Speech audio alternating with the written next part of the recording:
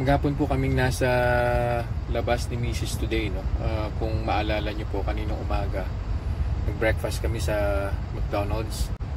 Lunchtime naman po, sa Henlin po kami. I took a video of what I ate during lunchtime.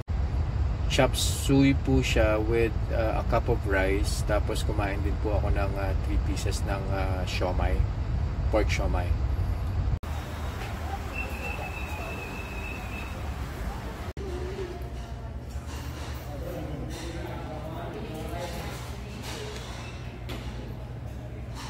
Hindi na po ako kumuha ng baseline na blood sugar. But now, it's exactly 2 hours. Just wanted to know kung ano po yung naging blood sugar spike ni Henlin. So, we'll see. Kuha po tayo ng blood sugar. As usual, nasa kotse pa rin. Inaantay ko naman yung anak kong bunso. Pauwi. Sando naman. Yan.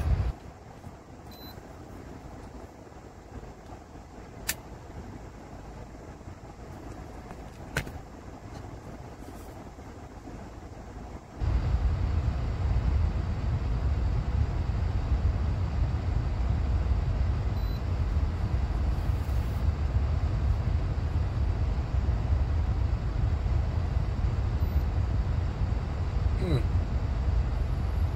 137 after 2 hours. Well, hindi ko rin ma-recommend eh. Well, almost umabot ng 140, no? And hindi rin po natin nakita kung ano po yung naging blood sugar spike after an hour. But yeah, fast food kasi, alam naman po natin yan, pagka fast food, definitely marami pong ingredients na hindi po natin alam kung ano po yung epekto talaga sa katawan natin. So yun lang po. See you guys in the next vlog. Bye-bye.